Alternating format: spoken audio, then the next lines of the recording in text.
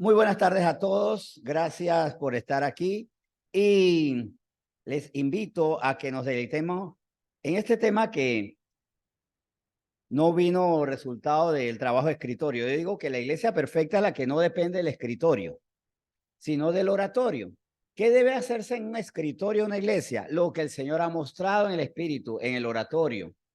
No podemos caer en el error de hacernos administrativos en la carne y comenzar a elaborar ideas desde nuestra propia mente, sino más bien de lo que el Señor nos muestra en esos momentos donde su espíritu nos habla. Como decía hace unos días cuando hicimos un tema que era la pausa del adorador, una de las frases que me quedó muy clara es, ¿sabes qué? Si el mundo tiene que esperar a lo que diga el espíritu, que espere un momento. Es lo mejor. El espíritu no tarda más del segundo exacto, no se sobrepasa ni en una milésima de segundo, y cuando el Señor nos habla, es el momento de actuar. Porque a veces nosotros mismos nos afanamos y decimos, pero ¿y si el Señor no te dice? Esa expresión la escuché hace poco de un pastor que decía, y si el Señor no nos habla, aguardemos. ¿Qué debemos hacer mientras tanto? Guarda silencio delante de Dios, guarda el silencio frente al Señor y manifiesta lo que Él se ha puesto en nosotros, la santidad. Vivir con pensamientos santos y uno de los pensamientos que a veces no son santos, pero que menospreciamos es la diligencia en la carne. Yo mientras tanto hago la voluntad de Dios. ¿Y cuál es? ¿Cuál es la voluntad de Dios? Cumplir sus mandamientos, actuar con justicia, con la justicia de Él y mientras tanto luego entonces, conforme a su instrucción, avanzar en lo que tenemos que avanzar. Un anhelo que también tuvimos la semana pasada fue orar. ¿Recuerdan? Orar para que el Señor nos diga qué hacer para crecer, qué hacer para extender, qué hacer para que esta iglesia sea de impacto. Y conforme a eso, el Señor quiere que hoy, que nos quede esto bien claro. Él quiere una iglesia con su corazón. Una iglesia con el corazón de Dios es el título de este tema. Y para eso les invito a que iniciemos con Efesios capítulo 5. En Efesios capítulo 5, versículos 1 y 2. ¿Qué quiere Dios de nosotros? Porque nosotros podemos preguntarnos, Señor, ¿qué tú quieres de mí? Y en la palabra Él nos dice. Dice Efesios 5, el 1 al 2. Sé pues imitadores de Dios. Recuerda la pregunta, ¿qué quieres que yo haga? Bueno, primero que todo tienes que ser. Y si tú eres, vas a ser conforme a lo que eres. Sé pues imitadores de Dios como hijos amados, entendiendo que somos amados por Dios y Dios dice, sé como yo. ¿Cuáles son los beneficios de eso? Bueno, inmediatamente vemos algunos beneficios aquí en el segundo versículo. Y andad en amor, como también Cristo nos amó y se entregó a sí mismo por nosotros, ofrenda y sacrificio de Dios en olor fragante. Andar en amor. Cuando somos imitadores de Dios, todo lo que yo hago está impregnado del amor de Dios, es similar al amor de Dios y consecuentemente, por ese amor de Dios, va a tener el respaldo de Él. Va a impactar en vidas, va a restaurar, va a conducir y va a hacer que mucha gente deje atrás lo que tiene que ser dejado atrás, pero sobre todas las cosas, con amor. Podemos ser incluso anunciadores, pero sin amor. A esos anunciadores que fustigan más allá de lo que deben fustigar, que a veces tenemos que decir palabra dura. Claro, si el Espíritu nos guía y di, confronta, deben ser llevados al arrepentimiento. No pueden seguir así. Pero todo esto guiado por el amor de Dios. Imitar a Dios en todo. Ahora, vamos a ver esta parte importante. Dios nos dice, sean como yo, y Cristo sean como yo. Ahora hay un punto crucial. Es que debemos amar como Cristo porque Cristo ama a su iglesia. Vamos a ver esto, el amor de Cristo por su iglesia. Vamos a dejar claro que hay un amor de Jesucristo por su iglesia. O sea, Cristo ama a esta iglesia que está aquí. ¿Y cómo se manifiesta el amor de Cristo por todos los miembros de esta iglesia y esta iglesia como la coordinación de todos los miembros? Efesios 5 nuevamente, no salgamos de Efesios 5. Habíamos leído los versículos 1 al 2, ahora nos vamos del 25 al 27 de Efesios 5. Y aquí hace una analogía preciosa. Estos versículos se usan sobre todo para los encuentros matrimoniales o para preparar a los novios para el matrimonio, cosa que no está fuera de lugar, por supuesto. De hecho, es un compromiso muy grande. Cuando conforme a esta palabra llama a los esposos a amar a sus esposas como Cristo ama a la iglesia. Pero vamos a ver, eso está bien. De hecho, es buen momento, maridos que están aquí, ¿cómo están amando a sus esposas? ¿Como Cristo amaría a la iglesia? ¿O como Cristo ama a la iglesia? ¿Y cómo la amo? ¿Y cómo ama Cristo a su iglesia? Bueno, maridos, amad a vuestras mujeres, así como Cristo amó a la iglesia y se entregó a sí mismo por ella. El amor implica una entrega. ¿Entregar qué? No lo que yo quiero, sino lo que es necesario. No lo que puedo perderme, porque a veces yo entrego lo que ya no me hace falta o lo que me sobra. ¿Sabe qué yo debo entregar? Lo que si yo entrego me hace falta. Ahí está la verdadera entrega. Entregar los dólares que si los tengo bien, pero si no los tengo, no me pasa nada. Entregar un tiempito que igual de repente era tiempo de ocio y si lo pierdo no me ocurre nada. Entregar lo que me sobra es un bonito gesto, pero el amor es entregar lo que me duele, lo que me devasta, lo que para mí es importante. Ese es el amor. ¿Y qué entregó él? Su propio ser, su propio cuerpo, toda su sangre. Se entregó a sí mismo por ella. Sí, Cristo amó a la iglesia. Seguimos leyendo. ¿Pero para qué? Y aquí está el punto. ¿Para qué Cristo se entregó? Y se entregó por su iglesia para santificarla, o sea, para hacer un proceso maravilloso.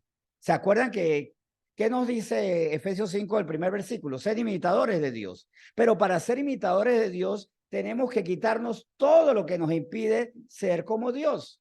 O sea, toda nuestra carnalidad, el poder de nuestras pasiones, el poder del pecado. Y para eso hay un proceso muy bonito, es la santificación. Y la santificación es la consagración, convertirme en alguien con los pensamientos, los sentimientos, la voluntad de Dios. A veces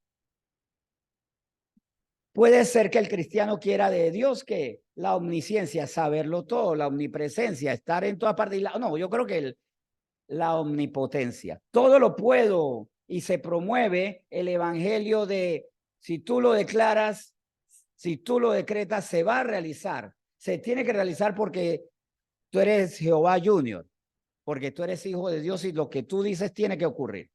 Pues más bien Dios nos llama a nosotros a qué? A ser iguales a Él en cuanto a las virtudes morales. Y esas son las que más nos cuestan. Todos queremos el poder.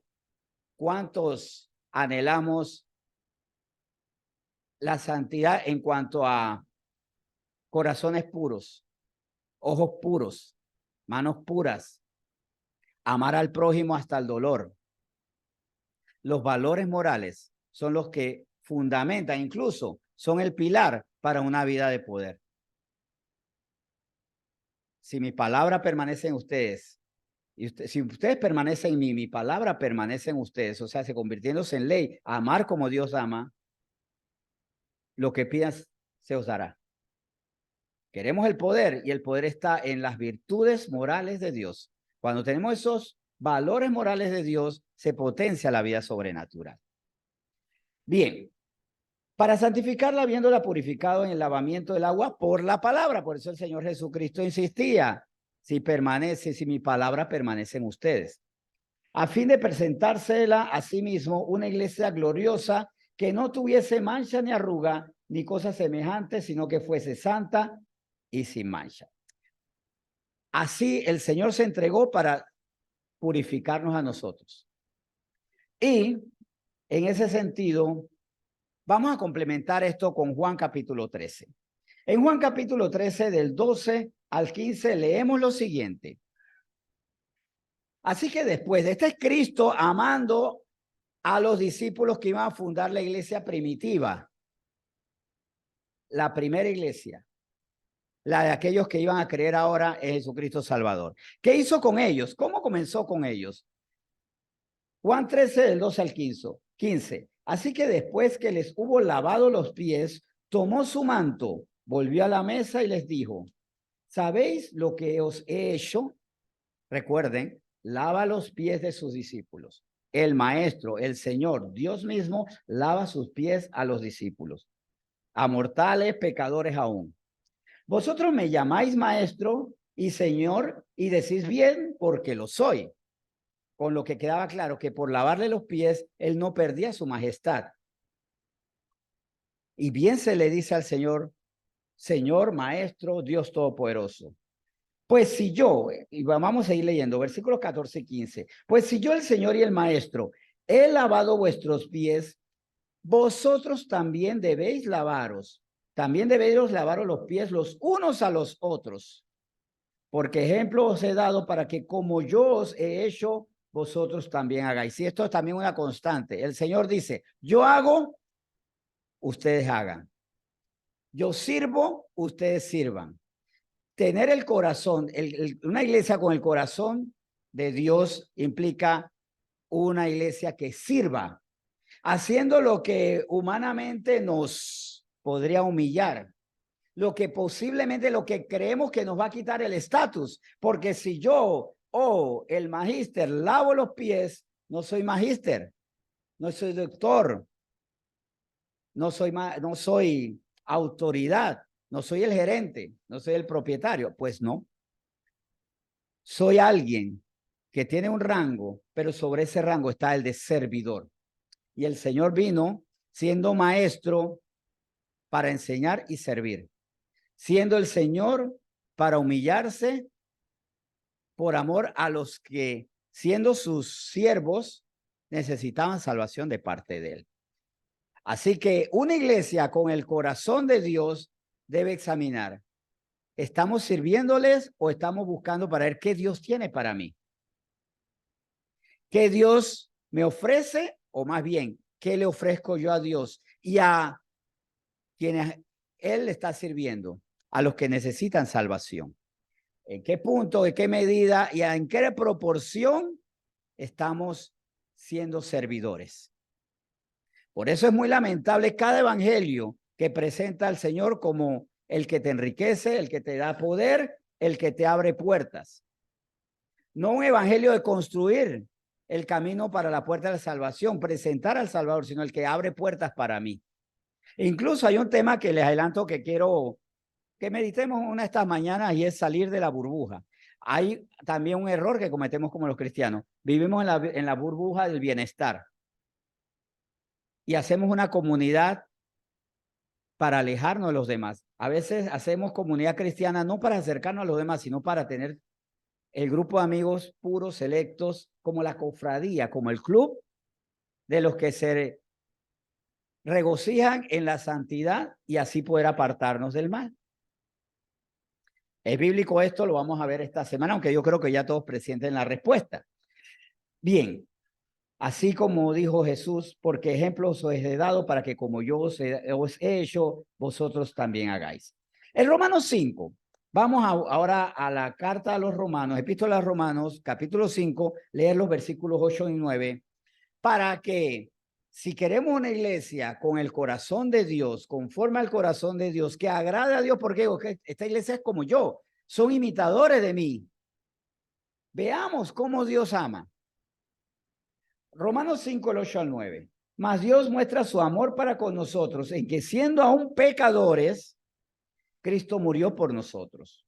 Pues mucho más estando ya justificados en su sangre, por él seremos salvos de la ira. Primero que todo, porque vamos a buscar más versículos de Romanos 5, él nos deja bien claro. Dios muestra su amor, estando en su estatus de santidad y perfección, para buscar lo imperfecto, lo dañado, lo desviado, lo que va en contra de él y salvarles. Una iglesia con el amor de Dios no se regodea en que ya nosotros somos mejores. Allá ellos que están mal. Va a buscar a la oveja perdida. ¿Por qué? Porque tiene el sentir de Dios. Más aún considerando que nosotros no somos perfectos como Dios. Pero error que podemos cometer nosotros. No tenemos la perfección de Dios y aunque hemos sido lavados nuestros pecados, también tenemos nuestro pasado. Dios no tiene un pasado bochornoso. Dios no tiene un pasado que da pena. Dios no tiene un pasado, Él no pasó de la oscuridad a la luz, Él siempre ha sido la luz. Y no se respalda eso para decir yo no tengo nada que ver con ustedes. Efectivamente, la santidad de Dios no tiene nada que ver con el pecado de los hombres. Pero Él, habiendo nosotros separado de Dios, habiéndonos nosotros separado de Dios, Él ejerce el ministerio de la reconciliación para que nos reconciliemos con Él como si Él hubiera pecado. No considerando eso, no considerando nuestro pecado, sino que aún nosotros siendo separados por nuestro pecado de Él, ahora estemos con Él y reconciliándonos con Él, volvamos a caminar hasta lo que es nuestro destino final, que es la salvación, la eternidad. Mire qué grande es el amor, algo que pasó y muy bonito y que está ocurriendo todos los sábados, ha sido espontáneo. Es que antes nosotros nos poníamos a orar, María y yo, a orar pues para prepararnos, ¿no? Y se ha convertido en una adoración antes y me alegro mucho cuando nuestros hermanos, los que pueden, llegan antes y se unen, como antes la adoración, una preadoración. Y en ese momento comenzamos a adorar y el Señor nos muestra muchas cosas. ¿Saben por qué? Dentro de muchas cosas, ¿por qué no haber pecado en la eternidad? No porque el Señor no pueda soportarlo más. El Señor ha soportado miles de años de pecado. Lo hace primeramente, claro, Él no está conforme con nuestro pecado, pero sobre todo por un acto de amor. ¿Por qué el cielo va a ser, y más bien la tierra nueva y nuestra vida nueva, serán perfectos? Porque no habrá pecado que cause dolor. ¿Por qué habrá una eternidad gloriosa? Porque ya nadie se va a hacer daño. Dios va a librarnos y limpiarnos de volver al pecado para que ya nunca más haya lo que nos sigue doliendo. Aquel que me traicionó, aquella persona que me engañó, otras que me defraudaron, otras que me manipularon, otras que me despojaron. Ya no habrá despojo, violencia, engaños, manipulaciones. Y por eso será una eternidad gloriosa. Habrá pureza y la palabra de Dios nos gobernará a todos. Miren qué gran amor es que nos va a llevar a un lugar donde no vamos a estar sufriendo lo que estamos sufriendo ahora. Siempre me gusta recordar que todo esto pasará. Y saben que también todo esto pasará. Les cuento también cómo a veces uno tiene que aprender a celebrar las cosas, porque nos quedamos en el dolor presente. Hoy estaba revisando una de las plataformas de redes social y dentro de las personas que tengo en mi lista de amigos, hay una muchacha que conocimos haciendo La Verdadera Belleza allá en Penonomé. Cada vez que yo veo esa foto, increíble, yo siempre digo, todo lo malo pasará. Porque hace unos años y María estaba allí, hubo una actividad donde ella participaba y pasó algo bien triste. Y esto le digo por si acaso están pasando algo muy triste ahora. Cuando terminó la actividad, era una actividad cultural. Ella era una muchacha secundaria y ella fue con sus padres y vivimos un momento muy doloroso. La madre había dejado la cartera en el auto, salió y después regresó. La cartera tenía todo el dinero de su quincena, todo, absolutamente todo, y por un descuido lo perdió. Todo el dinero lo tenía y ella estaba muy triste, muy angustiada porque que a usted le quiten todo su cobro en una quincena. ¿Cómo sufre? En ese momento a mí me dolió mucho y yo pensé, bueno, Señor, que el tiempo pase rápido y que un día, digamos, esto pasara. Eso ocurrió hace como 6 años, creo, 6, 7 años fácilmente. Ya pasó. Y cada vez que veo esa foto, digo, todo pasará. ¿Cuántas quincenas han pasado después que la madre de esa muchacha perdió todo su dinero? Muchas, muchísimas. Bastante como para que siguieran viviendo y están vivos, están estudiando, los otros están trabajando, no se rompió el matrimonio. ¿Por qué les digo esto? Todo lo malo pasará. Esto que estamos viviendo pasará.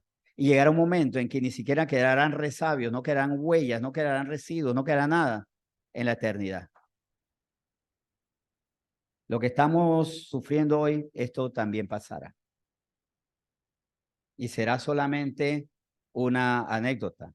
Pero también cuidémonos, porque a veces el mal momento pasará, pero dejamos que tenga consecuencias. Eso pudo haber producido la ruptura matrimonial si no lo llevaban bien. Tú siempre descuidas todo. Otra vez yo tengo que afrontar los gastos. Así no se puede. Cuidado, porque también el daño que estamos sufriendo, si no lo entregamos al Señor de inmediato, puede dejar huellas mucho más dolorosas. No es el problema nada más, sino las huellas que yo dejo que queden allí. Tenemos que estar borrando huellas. Y algo que el Señor nos mostró en oración también. ¿Por qué vivimos angustiados? Porque nuestra vida está a Dios y están los problemas. Y Dios ofrece una solución entre Dios y los problemas. Entrégame los problemas a mí. Y también a veces cometemos un error. No quiero que me den malas noticias. No sé si alguna vez usted ha dicho, yo ya no quiero ni saber ni del gobierno, ni de la escuela, ni de la empresa, ni del barrio, ni de la familia. Hay gente que yo no quiero saber. Enterémonos de eso, aunque nos duela, porque eso nos lleva a nosotros a dejar esas cargas. ¿Por qué no nos queremos enterar de ciertos temas? Porque decimos, donde me entero me cargo. Y el Señor nos dijo, déjeme sus cargas. Me entero de eso, inmediatamente le entrego la carga al Señor. La angustia es señal que no le entrego la carga. El miedo es señal que no le entrego la carga. Es más, Señor, te entrego esto y ya, hago un trato. Me olvido de esto porque está en tus manos. No es que voy a arruinar a la mala noticia, no es que voy a arruinar al problema. Te lo entrego a ti. ¿Por qué? Porque tú dices, ustedes estén tranquilos, yo pelearé por ustedes. Éxodo 14:14. Déjeme sus cargas, por nada estén afanosos. Más bien entreguemos todas estas cosas en oración y acción de gracias, dando gracias porque el Señor hará. Y es donde yo le digo, Señor, esto que yo no puedo hacer porque soy un incompetente para ciertas cosas, hay cosas que no tengo competencia, tú sí la tienes. Tú sabes cómo hacerlo, tú tienes el poder y a ti nada se te puede resistir si tú decides.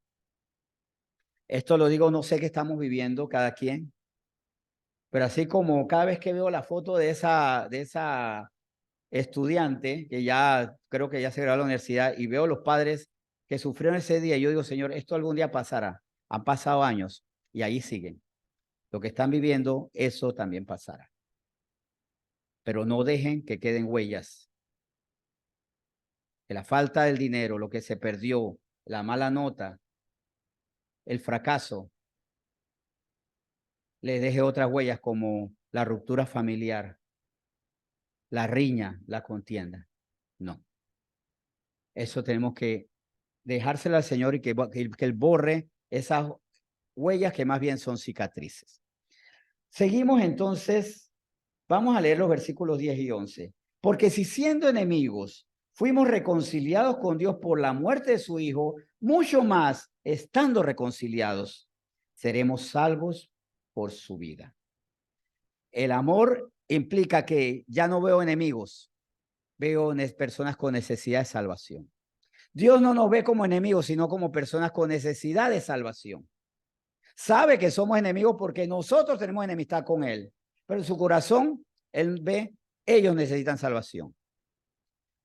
Como el ladrón a un lado de la cruz de Cristo, enemigo de la verdad, enemigo de la justicia, enemigo de los mandamientos, porque dice, no robarás si él era un ladrón.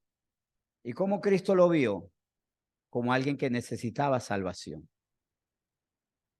Así debemos ver a esas personas que nos hacen daño o le hacen daño a los demás. Con dolor. Sí, por supuesto, con dolor, pero con esperanza. Que ya no nos dé tanta ira, sino más bien dolor. Que esta madrugada me levanté con mucha tristeza y clamé por los políticos de este país. por los estadistas de este país. Yo le dije, Señor, perdónanos. A mí me duele esto y tengo mucho temor.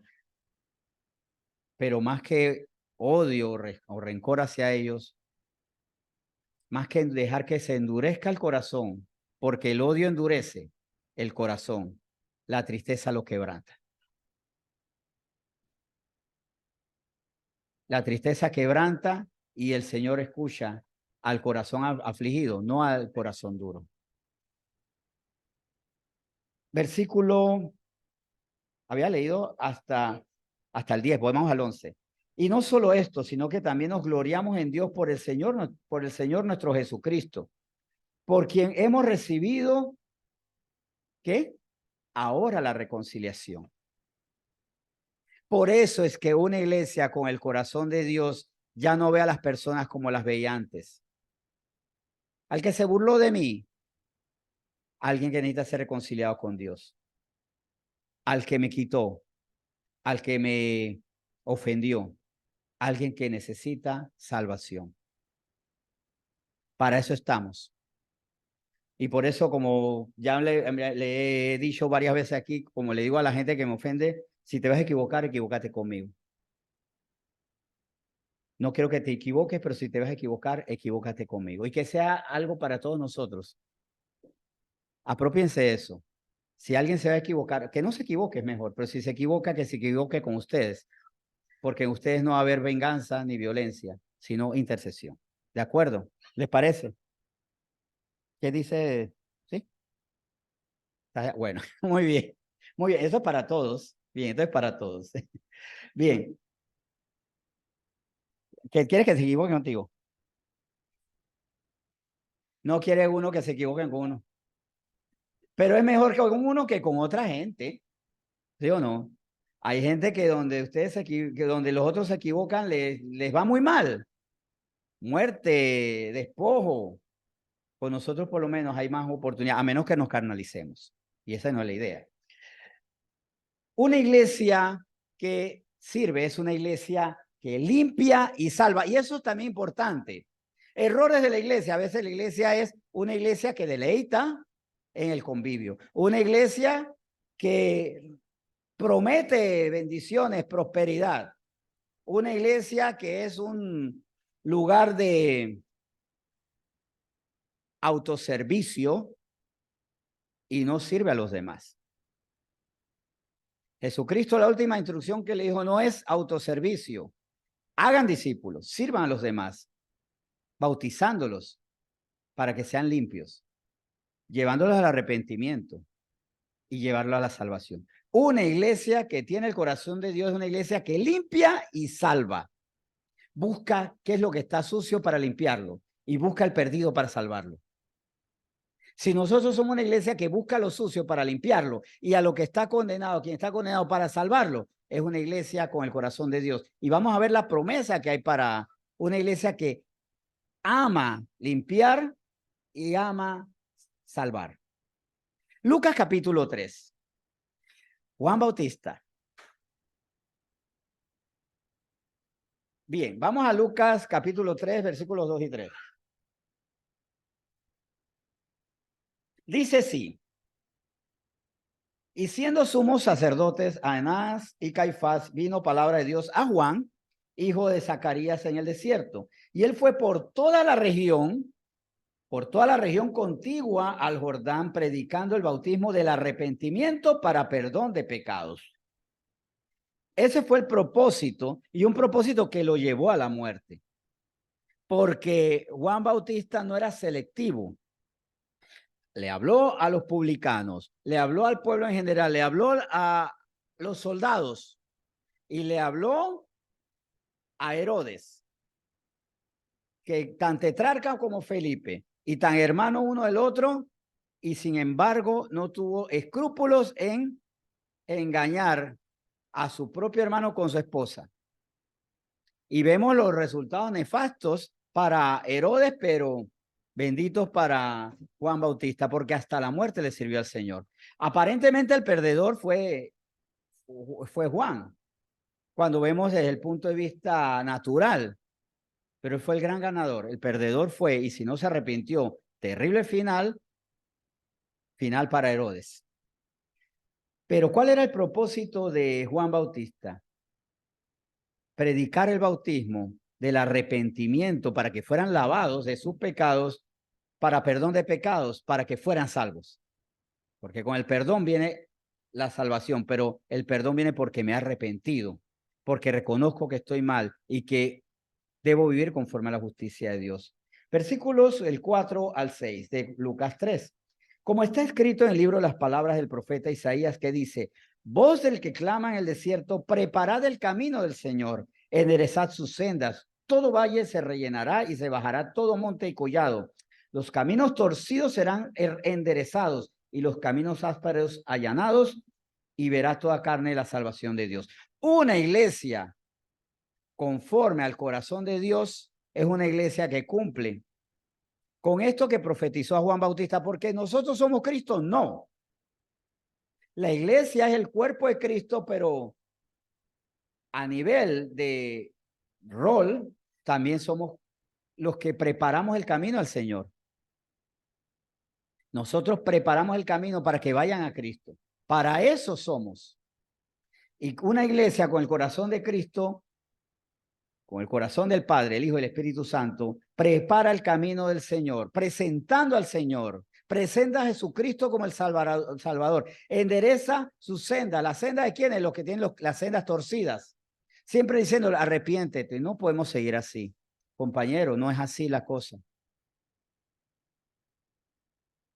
Reenfoquémonos. Yo le doy muchas gracias a Dios porque en medio de una situación bastante tensa ayer, el Señor me dio la gracia para evitar una gran trifulca que se iba a formar. Estos torneos infantiles generan muchas pasiones. Y había una escuela que me dijo, vamos a hacer un espectáculo, vamos a romper medallas y todo porque no llegaron a la final, porque no estaban conformes. E iban a generar violencia. Y yo, ¿qué digo, Señor?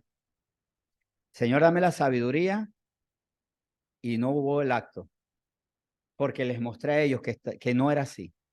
Tenían una serie de ideas muy equivocadas en el momento y tergiversando los hechos, y el Señor me dio la palabra para decirles a ellos al final, no es necesario, no es el plan, disfruten el momento, no lo dañen. Gracias a Dios, gloria a Dios. Es más, hasta pasó un milagro muy bonito. Estaba a punto de ocurrir el problema y comenzó a llover y tuvieron que parar. Y en esa lluvia fue que, si no hubiera habido esa lluvia, no hubiera habido la oportunidad de conversar con ellos. Mejor que llovió a que se hubiera generado una situación muy violenta, porque era un plantel de una zona muy violenta de Panamá. Y por las condiciones, otras condiciones del otro equipo, había resentimientos. Había resentimientos. ¿Cómo pones a un equipo de una zona de donde hay violencia a reñir con el equipo de la policía? Esas son situaciones especiales y que estaban generando mucho resentimiento. Gloria a Dios, porque hasta puso la lluvia para que se diera el preámbulo, porque el Señor no quería guerra. ¿Qué hacemos mucho? No te dejes, eso no es así. Dale cuero, como dicen en términos así muy peyorativos, ¿no? Perdone porque yo a veces puedo usar la expresión, pero se me escucha tan falsa porque no tengo el acento, no tengo el modo, no tengo la intención. ¿Qué estamos haciendo nosotros? ¿Somos instrumentos de paz o atosigando o a veces atizando peleas? ¿Nos gusta la controversia o la paz? Una iglesia con el corazón de Dios hace que los caminos torcidos sean enderezados y los caminos ásperos allanados. A veces no lo torcido también, sino que hasta sabe que en el camino recto, aparentemente recto, hay aspereza, falta de amor, palabra dura. Queremos hacer las cosas bien, pero lo hacemos tan mal, con palabras rigurosamente impuestas. Y hasta en eso nos toca, porque hay vínculos donde no hay amor, el perfecto amor de Dios, donde incluso están siendo ásperos porque hay resentimientos no resueltos. Y tenemos que ir allanando esos caminos, pero también limando asperezas con la guía del Espíritu Santo. Limpios, pero ¿cómo somos limpios? Hay dos aspectos muy importantes para ser limpios. Primero, limpios por la palabra. Y luego, por conforme a eso, salvos por la palabra. Esos son dos aspectos. Limpios y salvos por medio de ¿qué? De la palabra de Dios. Juan 15. Y vamos en Juan 15 específicamente a leer los versículos 13 al 5. Y aquí, ¿se acuerdan que le había hablado de que a veces vivimos en la burbuja? ¿Qué es vivir en la burbuja? Quedarnos solamente en el versículo 3. Ya vosotros estáis limpios por la palabra que os he hablado. A fin. Se acabó la película. Maravilloso. Soy limpio, soy ejemplar, buen vecino, buen amigo, buen compañero de trabajo, buen transeúnte, bueno. Pero no limpio a los demás. Dice el Señor que solamente nos ocupemos de nosotros mismos. No solamente nosotros. Sí tenemos que ocuparnos de nosotros, pero ¿y a partir de ahí qué? Dice, ya vosotros estáis limpios por la palabra que os he hablado. Ahora, ¿quiénes son limpios por la palabra? Los que han creído en la palabra. No los que la han recibido nada más. Nosotros que hemos conocido y creído el amor que Dios ha tenido con nosotros, dice 1 Juan capítulo 4. Hemos creído en la palabra y se vuelve ley en nuestra vida, somos limpios. Ahora, requisitos. Versículos 4 y 5. Permaneced en mí y yo en vosotros. Como el pámpano no puede llevar fruto por sí mismo y si no permanece en la vid, así tampoco vosotros si no permanecéis en mí. Ustedes creen, permanezcan en mí. Es más, la permanencia es una señal evidente, incuestionable de que yo creo.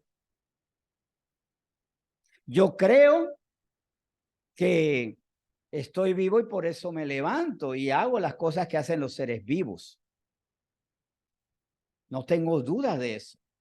Yo creo que soy hijo de Dios y actúo como hijo de Dios dependiendo del Padre, buscándole. Es que lo que yo creo genera a mí una perseverancia. ¿Por qué, por ejemplo, Miriam va a su escuela todos los días? Porque ella cree que es profesora ahí, ¿verdad? Si ella lo duda, dice, yo no sé si debo ir hoy porque de repente no lo soy. ¿Y por qué Mónica, por ejemplo, hable su clínica? ¿O por qué Eric sigue en la construcción? Porque están convencidos de eso. Ni hablar de Jaime, también sus tareas. Así podemos ver en todos nosotros.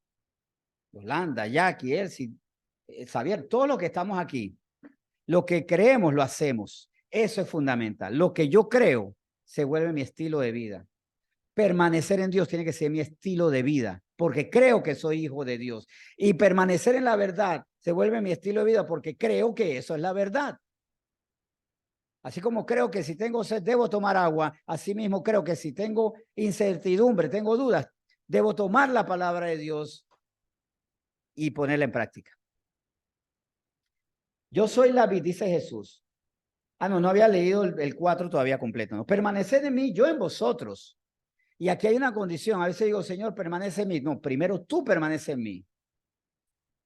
Acercaos a Dios y Él se acercará a vosotros. Hay una decisión que yo tengo que tomar, permanecer en Dios. Como el pámpano no puede llevar fruto por sí mismo si no permanece en la vid, así tampoco vosotros si no permanecéis en mí. Por tal razón, como dice el versículo 5, yo soy la vid, vosotros los pámpanos. El que permanece en mí, yo en él, este lleva mucho fruto, porque separados de mí nada podéis hacer. Ahora, ¿qué me lleva a tener fruto? ¿Y qué me lleva a amar a las personas teniendo fruto? Romanos 10, aquí lo asociamos.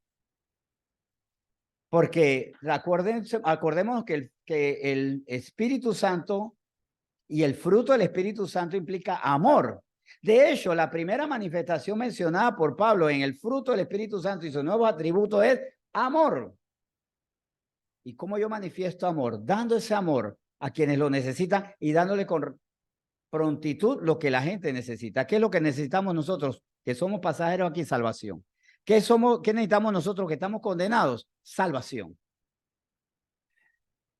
Romanos 10 del 11 al 13. Pues la escritura dice, todo aquel que en él creyere no será avergonzado. Porque no hay diferencia entre judío y griego, como él mismo, pues él mismo es el Señor, pues él mismo, que es Señor de todos, es rico para con todos los que le invocan. Porque todo aquel que invocar el nombre del Señor será salvo. Cuando me enteré que yo había sido salvo, me alegré mucho. Cuando a mí me dijeron, ¿sabes que eres salvo? No terminaba de entenderlo, pero estaba contento. Decía, soy salvo, no entiendo todavía, pero soy salvo. Pero cuando me enteré que si otros recibían a Cristo eran salvos, me sentí comprometido. Ser salvo me da alegría, pero saber que otros son salvos, se hacen lo mismo que yo hice, me da un compromiso. Un compromiso que era más rápido que mi conocimiento. Por eso es que en ese tiempo, como le dije a mi jefe ese tiempo, tú necesitas a Dios. ¿Y qué necesito de Dios? Espérate. Me fui hasta la iglesia a buscar al pastor porque no sabía qué decirle. Pastor. Bueno, es líder, ¿no? En ese momento, ¿no? Mi jefe necesita que usted le hable porque yo no sé qué. A mi hermana mayor también la llevé a la iglesia y se la puse a Dilsa, que todos la conocen, háblele usted. Me encontré una cantante típico también, una grabación, y le vaya a mi iglesia porque están compartiendo lo que yo no sé decir, pero usted necesita ser salva. Por eso es que la samaritana llevó a Cristo. Muy buena asociación. O sea, yo era la samaritana, pues en ese momento, pues. No sabía qué, pero yo sé que tienes que ir allá. Porque a veces se puede ser nuestra excusa o nuestra limitación, no sé qué decir. Si no sabes qué decir, léale el Evangelio de Juan, capítulo 3, o desde el versículo 1 del capítulo 1. Y si no, el peor de los casos, lléveselo al pastor. Conéctelo por Zoom. Porque la salvación, entender que soy salvo, me debe dar alegría. Entender que por esa palabra otros son salvos, me debe dar compromiso. Pero si tal vez ni siquiera todavía estoy alegre por la salvación, entonces tengo que revisar qué he entendido, qué se me ha sido revelado. Porque todo aquel que invocar el nombre del Señor será salvo, ¿verdad? Versículos 14 y 15 de Romanos 10. ¿Cómo pues invocarán a aquel en el cual no han creído? Estamos hablando de los otros, ¿verdad? ¿Y cómo creerán en aquel de quien no han oído? ¿Y cómo irán sin haber quien les predique? ¿Y cómo predicarán si no fueren enviados? ¿Quiénes? Los que han sido salvos son enviados, ¿verdad? Como está escrito, cuán hermosos son los pies de los que anuncian la paz, de los que anuncian buenas nuevas. Versículos 16 y 17. Y aquí está el problema. Tal vez nos gusta el versículo 15, pero tenemos un problema con el versículo 16 y con el 17. Mas no todos obedecieron al evangelio, pues Isaías dice, Señor, ¿quién ha creído a nuestro anuncio? Así que la fe es por el oír y el oír por la palabra de Dios. Tal vez el problema es que todavía no hemos terminado de creer en el evangelio. Todavía no terminamos de creer. Entonces tenemos que convencernos. Y si algo dice la escritura y no me lo creo, debo llevarlo a la oración. Señor, muéstrame. Como ya conté, ¿cómo a mí se me quitó el miedo a la muerte? La palabra sin oración, no. Para mí morir es ganancia, no lo entiendo. Y el Señor me convenció cuando le clamé, Señor, no lo entiendo, y nos lo mostró. Si somos salvos y todavía no lo hemos comprendido, porque no lo hemos creído, eso también debemos llevar a la oración. Estos adultos y jóvenes que están aquí. Pregunta para los jóvenes, no me la tienen que responder acá. Los jóvenes, las jóvenes. Tengo que sentir. ¿Ustedes comprenden que son salvos? ¿Que son salvas? ¿Que ya no verán condenación? Jóvenes que están aquí. Y no estoy excluyendo a los mayores, pero tengo un sentir aquí, jóvenes. Ustedes se ponen felices, se alegran porque son salvos. Les produce una paz. Si es así, muy bien. Si no, lleven la oración. ¿Por qué todavía esto no me está produciendo paz? Alegría, esperanza. Le dejo la inquietud. No fui yo. Estoy seguro que el Señor me está mostrando esto. ¿Cuántos jóvenes aquí están disfrutando la salvación? Alégrense, alégrense, hay salvación, hay eternidad, hay final feliz y eterno. En la salvación no hay como las películas que tienen secuelas y vamos por Rocky 5, Rocky 6, por allá, ¿no?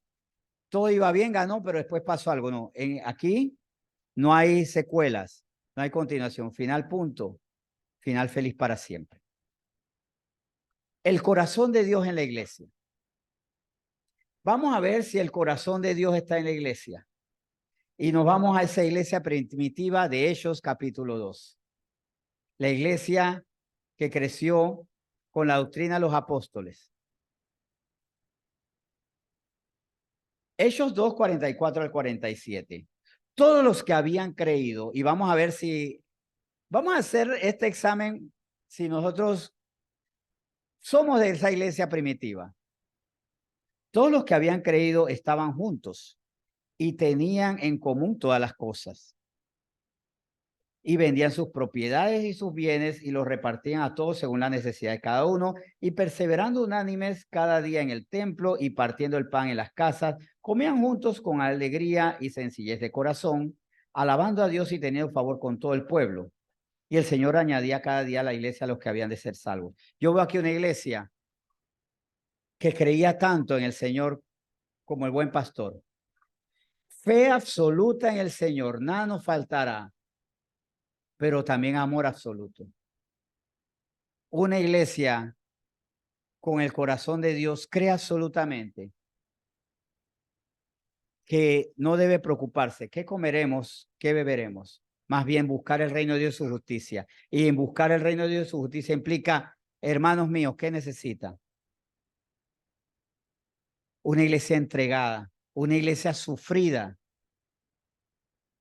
una iglesia donde no dice, oye, ¿sabías quién está pasándola mal? ¿Quién? Felipillo, no sé, puede ser algún nombre. ¿Por qué? Porque ni come. Oh, pobrecito, espero que Dios lo respalde. Más bien, ¿sabes quién está pasando por problemas? Tal. Bueno, vamos a ver qué podemos hacer por él. Ya. ¿Qué necesita? No puede venir, vamos a buscarlo. Una iglesia que ama con fe absoluta, porque a veces no es falta de amor, es falta de fe. A veces amamos, pero nos da miedo, nos tiembla el pulso. Claro que nos tiembla el pulso. ¿Cuántas veces hacer lo que Dios nos dice nos da temor? ¿Con qué dinero me quedaré o peor aún? No, no peor. O en paralelo, ¿con qué tiempo me quedaré? ¿Con qué espacio me quedaré? ¿Qué perderé? El Señor es el buen pastor, nada nos faltará. Y cuidado, hay a veces amor, pero el afán todavía nos preocupa. Y esto lo he visto en pastores todavía. Hay pastores que le da miedo, que tienen miedo de nuestra iglesia o de otras, que tiemblan ante la dificultad y qué podemos hacer por los demás. Una iglesia con el corazón de Dios le cree absolutamente a Dios y ama al prójimo como Dios le ama. Y esa iglesia tiene poder. ¿Cuántas iglesias dicen el evangelio de poder? Muchas, pero todas viven conforme al corazón de Dios, amando de forma absoluta, negándose a sí mismo, saliendo de la comodidad de las sábanas en un momento dado para ir a atender a alguien. Dios quiere una iglesia así. No tengas tu hambre, tal vez vas a tener media hambre porque vas a tener media hambre porque lo tengo que tengo muy poquito, pero ya por lo menos es mejor dos con menos hambre que uno con hambre absoluta. Uno con soledad, mejor déjame, tal vez no sea la mejor compañía, pero te ofrezco la compañía y te ofrezco el respaldo que tú necesitas. Es una iglesia que se compromete y se duele. ¿Y saben qué? quiere extenderse. Porque esta iglesia, como amaba a la gente, a los suyos, amaba a los cristianos, profunda y auténticamente amaba a los cristianos, el Señor dice, pues, amas a los cristianos, te voy a poner más cristianos para amar. Amas al cristiano, te voy a llenar de cristianos para que tengas más razones para amar. Es que lo que yo amo quiero que abunde. Es evidente. El que ama el arte quiere llenar su casa de obras de arte. El que ama la música quiere coleccionar música. El que ama la joyería quiere tener más joyas. El que ama a los cristianos quiere tener más cristianos. Amemos a los que ya están. Amémonos los que ya estamos y Dios agregará a otros, siendo completamente auténticos. Seamos una iglesia de amor total, absoluto y permanente. Seamos esa iglesia que agrada a Dios y disfrutemos este tiempo. Recuerdo una vez, incluso un pastor que decía que la iglesia era muy vertical, o sea, de mirada horizontal, pero hacia un lado, o hacia el frente. Era una iglesia, no, más bien sería el término frontal. Pastor y yo. No miraba a los lados. Nosotros debemos mirar al frente, mirar a los lados, mirar hacia atrás. Escucharnos, cuidarnos más. Celebrar más las victorias. Llorar más juntos. Amémonos cada día más. Me agrada cuando salen esos carros de aquí apretados de gente, ¿no? Porque aquí hay un par de carros que de repente viene una persona sola y se llenan de gente. Me agrada eso. Sigamos así. Sigamos en ese interés. Sigamos esa preocupación y sigamos alegrando al Señor en ese amor. Y oremos para que más personas lleguen. No nos limitemos. Soñemos con que las sillas vacías van a tener nuevas personas. Pero preparémonos desde ya y vamos a orar algo. Vamos a prepararnos para orar por quienes vendrán, así como aquí madres, por ejemplo, y padres, han amado a sus hijos antes de nacer. Cuando están en los vientres ya los aman. ¿Sí? ¿Por qué los aman si no saben todavía sus costumbres, no han conversado con ellos? ¿Ah? Es más, a veces el amor comienza desde el resultado, eso lo he visto, ¿no? Desde el que le dan el test, la prueba positiva, ya comienzan a amarlos. Nosotros amemos a los que van a venir aquí, desde ya. Vamos a orar por los que van a venir, pero también vamos a orar por nosotros para crecer en el amor. Oremos. Señor, tú quieres que seamos una iglesia absoluta en la fe, que no nos tiemble el pulso con respecto a tu instrucción, que seamos una iglesia que como tú ya no vea enemigos, sino necesitados de salvación, que ya no vea a extraños, sino con el anhelo de quisiera familiarizarlos contigo, Señor Jesús, y quisiera familiarizarlos con nuestra iglesia. Señor, que no digamos así está bien, cuando bien tú quieres agregar más. O también que digamos así está bien, cuando todavía tenemos mucho más que amarnos, mucho más para cuidarnos, mucho más para preocuparnos unos por otros. Que no sean lágrimas individuales de una persona. Que el dolor de uno sea el dolor de todos. Que las dichas de uno sean las dichas de otros. Gracias, Señor, porque sé que tú estás formando una iglesia y en eso también te doy la gloria, Señor. Una iglesia con personas sencillas de corazón. Gracias, Señor, porque usted es una iglesia sin envidias, Esta es una iglesia sin contiendas, sin competencias, sin murmuraciones. No hay murmuraciones. Pero tú, Señor, que quieres la perfección, dice, no se conformen porque, verdad, no hay murmuraciones, no hay competencias, no hay envidias, no hay contiendas, no hay bandos. Ahora disfrútense más en amor. Cuídense más unos a otros. Duélanse más en las cosas que le duelen a unos. Gócense más. Si es necesario, limitémonos más para que al otro le alcance. Arriesguémonos al amar, bajo tu guía, eso sí. Guíanos, Señor. Seamos osados. No nos neguemos, Señor, a amar. Señor, también te pido que nos hagas apto, porque a veces decimos, ¿qué hago para ganar gente? Más bien, Señor, ¿qué debemos hacer nosotros para que tú añadas? ¿Cuántas estrategias? Muchas estrategias podemos crearnos, inventarnos, imitar. Imitando estrategias y no imitándote a ti. Dice que te imitemos a ti. Buscar el reino de Dios y tu justicia, Señor, es que tú reines en nuestro corazón y siendo imitadores de ti, Señor, tú añadirás todas las cosas. Y, Señor, sobre todo, porque hay mucha gente que necesita amor, mucha gente que está triste, deprimida,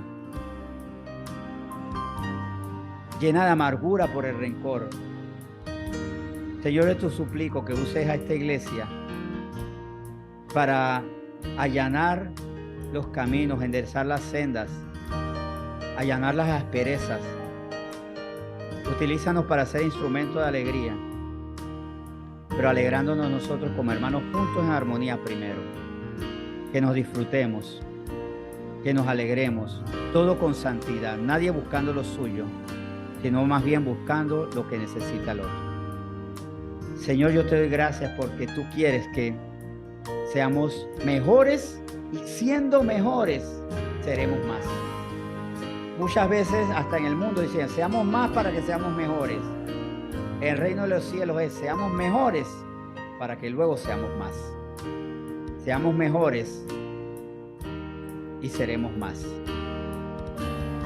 Así está sustentado en tu palabra muchas veces. Yo bendigo a cada miembro aquí y, Señor, también me comprometo a amarlos más. Me comprometo a amar cada quien más. Y pido para que cada uno de nosotros nos cuidemos más, nos amemos más y nos preparemos para recibir a otros desamparados, entristecidos, deprimidos, desalentados, aterrados, para mostrarle al príncipe paz y a sus siervos que fielmente le sirven. Aquí estamos para lavar los pies, para lavar corazones y no buscar lo nuestro. Todo soportándolo y con amor que no deja de ser. Que aquí haya un amor que nunca deje de ser. Y síguenos usando, Señor, recordando también a aquellos que no conocemos de Uganda, Señor. Respáldanos para que podamos seguir haciendo estas actividades y gracias por lo que nos permitiste hacer ayer también. Pero que nunca sea para nuestra gloria, sino para la tuya y para el amor que tú quieres derramar en tus hijos de Uganda, a los que bendecimos sin conocerlos y esperamos un día poder hablar con ellos. En nombre de Cristo Jesús bendecimos este tiempo. Amén.